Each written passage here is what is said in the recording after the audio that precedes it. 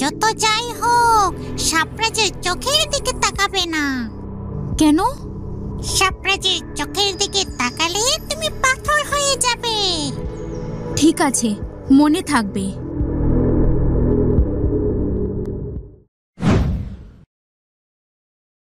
যে করেই হোক আমি এই গুহায় প্রবেশ করবই। সবাই চলো, সাপ প্রধান সবাইকে ডাকছে।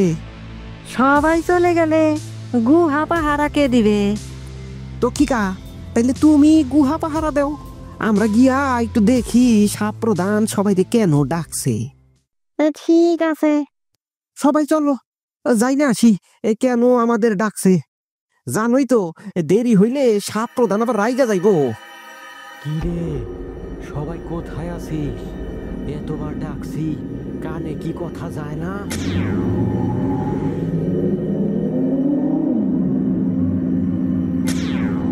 আজ্ঞে প্রধান সাহেব, গুহার নিরাপত্তা দিতে গিয়া একটু দেরি হইয়া গেল। দেরি কেন হবে? তোরা সবাই আসলে কোনো কাজেরই না। সাপরাজ বলেছে আগামী 2 দিন আমাদের সবার তার সাথে থাকতে হবে। সাপরাজের কি কিছু হয়েছে নাকি? তুই কি এখানে নতুন? তুই জানোস না আগামীকাল অমাবস্যা, সাপরাজের শক্তি কমে যাবে। এই সময় কেউ তার ক্ষতি করতে পারে, তাই আমরা আগামী 2 দিন সাপরাজের সাথেই থাকবো। তাইলে গুহা পাহারা দিব কে সবাই চইলা গেলে? দেখি কি করা যায়, দেখি। তোদের সবাইকে এখানে দেখতে পাচ্ছি, কিন্তু তক্ষিকা কোথায়? আমারে ক্ষমা কইরা দিবেন, আপনার অনুমতি ছাড়াই তক্ষিকাকে আমি গুহা পাহারা দিতে কইছি। এতদিনে তুই একটা ভালো বুদ্ধি করেছিস। তোর নাম অগ্নিনাগ হলে কি হবে? তোকে দেখলে আমার মনে হয় তুই নিস্তেজ। যাক, এতদিনে একটা কাজের মতো কাজ করলি।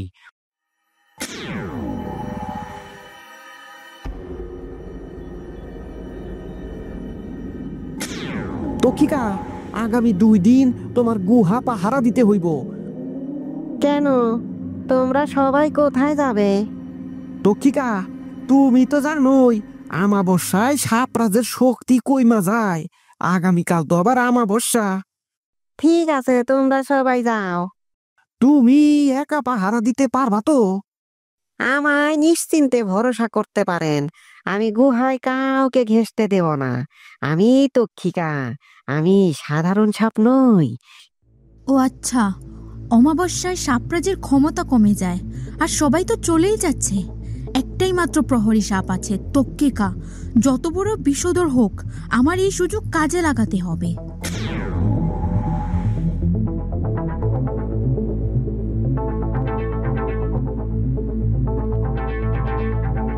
কিভাবে যে গুহায় প্রবেশ করব? এই তক্ষিকা তো গুহা থেকে একটু নড়ছেও না। আমার কাছে তো অদৃশ্য হওয়ার গাছের পাতা আছে, এখন সেটাই কাজে লাগাতে হবে। পাতা, আমায় অদৃশ্য করো। তক্ষিকা, তুমি যতই শক্তিশালী হও, আমায় গুহায় প্রবেশ হতে আটকাতে পারবে না।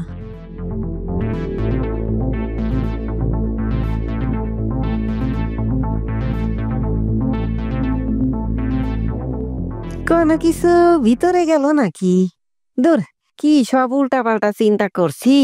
কি যাবে, কেউই তো নেই এখানে। কি ব্যাপার, এখানে কি কোনো মানুষ প্রবেশ করেছে? আমার চোখ ফাঁকি দিয়ে কে ঢুকেছে ভিতরে? ভিতরে কে আছিস? বেরিয়ে আয়, বেরিয়ে আয়। তক্ষিকাকে আমায় দেখতে পেয়ে গেল নাকি? এখন আমি কি করব? বিধাতা, আমায় রক্ষা করো। তার মানে আমি এখনো অদৃশ্য আছি। তাহলে তক্ষিকা কিভাবে বুঝতে পারলো এখানে কেউ প্রবেশ করেছে? এখানে কে আছিস? সামনে বেরিয়ে আয় বলছি। পায়ের ছাপ যেহেতু এখানে এসে থেমেছে, তার মানে যে গুহায় ঢুকেছে সে এখানেই আছে। ও, তাহলে আমার পায়ের ছাপ দেখেই তক্ষিকা বুঝতে পেরেছে এখানে কেউ আছে। যত তাড়াতাড়ি সম্ভব সবাই আসার আগে মণিটা নিয়ে চলে যেতে হবে।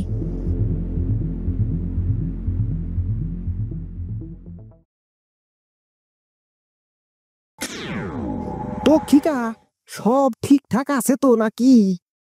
কিচ্ছু ঠিক নেই। আর আপনাদের তো 2 দিন পর আসার কথা, আপনি আবার চলে আসলেন যে।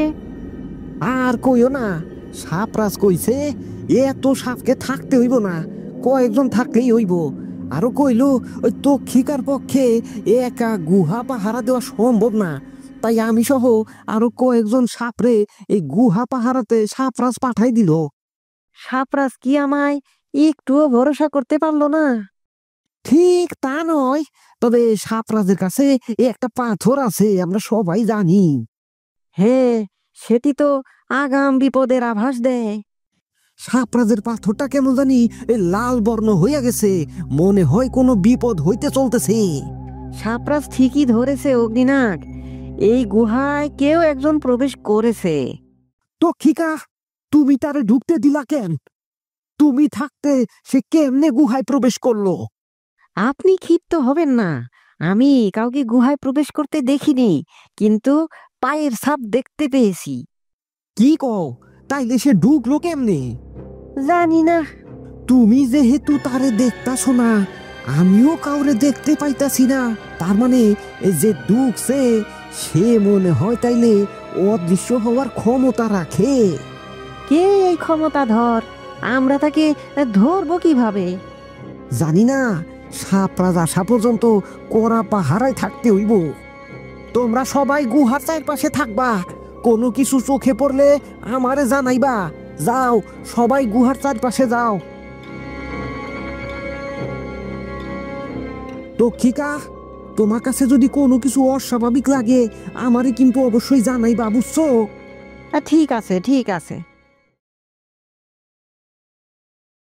এত কড়া পাহারায় আমি গুহা থেকে মণি নিয়ে বের হব কিভাবে? আমায় দ্রুত মণি খুঁজে এখান থেকে বেরিয়ে যেতে হবে সাপরাজ আসার আগে।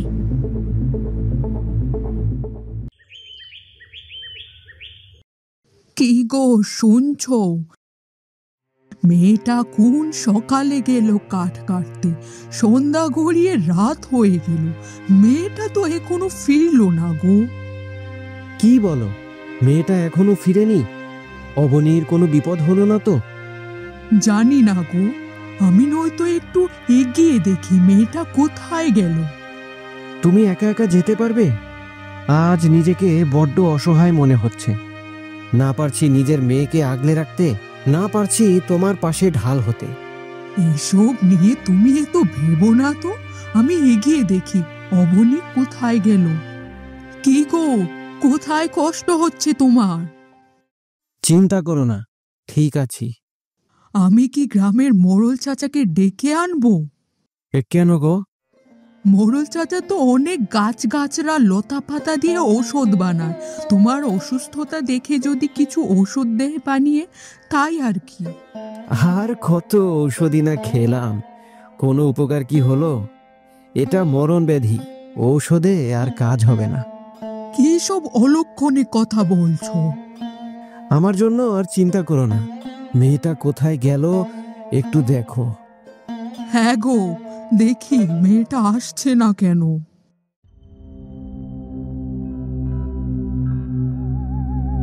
সাপরাজের মণি পাহারাবিহীন কেন? এটা কোনো ফাঁদ নয় তো?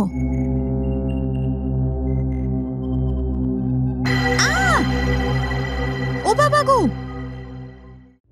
কে চিৎকার করলো? সবাই কি কারো চিৎকার শুনতে পাইছো? অগ্নিনাগ, আমিও চিৎকার শুনেছি। সবাই খুঁজা দেখো কোথা থেকে এই চিৎকারের আওয়াজটা আইলো।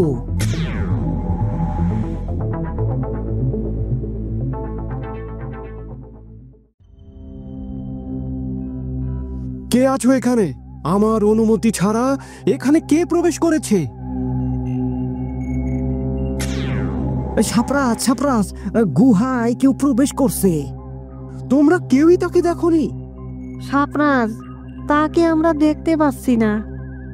মায়া বলে কেউ এখানে প্রবেশ করেছে, আর তোমরা সবাই এখনো তাকে খুঁজে পাচ্ছ না। আমরা খুঁজতেছি সাপরাজ। তোমাদের খোঁজার ধরন দেখলাম তো, আমারই কিছু করতে হবে।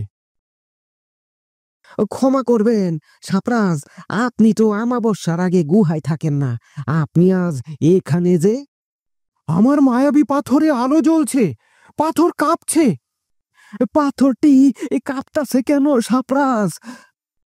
তুমি জানো না, মায়াবী পাথর তখনই কেঁপে ওঠে যখন কেউ মণিতে স্পর্শ করে।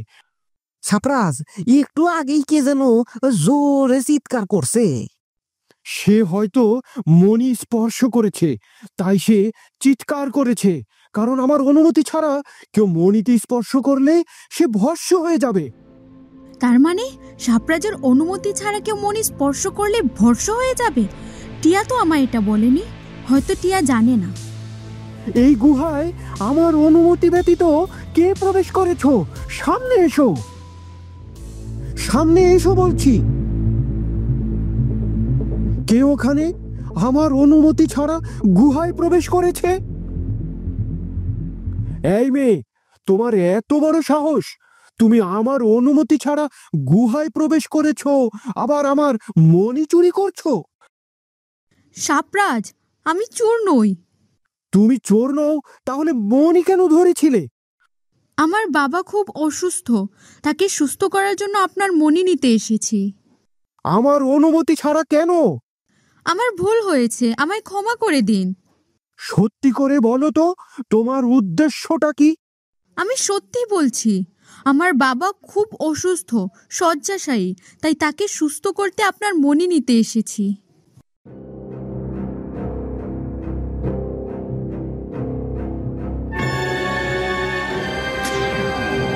আমি বিষধর তক্ষিকা, আমায় বোকা বানানো।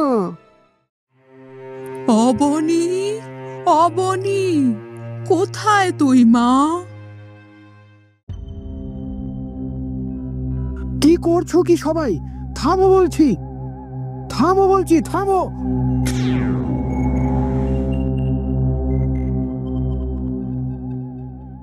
সাপ্রাজ, আমায় ক্ষমা করবেন। আমি নিজের বাবাকে সুস্থ করার জন্য আপনার অনুমতি ছাড়া আপনার গুহায় প্রবেশ করেছি। দয়া করে ক্ষমা করবেন। অপরাধ কখনো ভুল হতে পারে না। তুমি অপরাধ করেছো, এর কোনো ক্ষমা নেই। ভুলের ক্ষমা হতে পারে, অপরাধের নয়। তোমাকে কঠিন শাস্তি দেওয়া হবে। যে বাবার সুস্থতার জন্য তুমি আমার মণি চুরি করতে এসেছো, তাকেই আমি বিষ বলে মেরে ফেলবো। সাপ্রাজ, এমনটা করবেন না, ক্ষমা করুন। বন্ধুরা, অবনী কি আর মানুষ হতে পারবে, নাকি সে পাথর হয়েই থাকবে? অবনীর মা কি অবনীকে খুঁজে পাবে? অবনীর বাবার জন্য সাপ্রাজের মণি আনতে পারবে কি? তোমাদের মতামত কমেন্ট করে জানাতে ভুলো না। দেখা হচ্ছে পরবর্তী পর্বে। সেই পর্যন্ত সুস্থ থাকুন, ভালো থাকুন।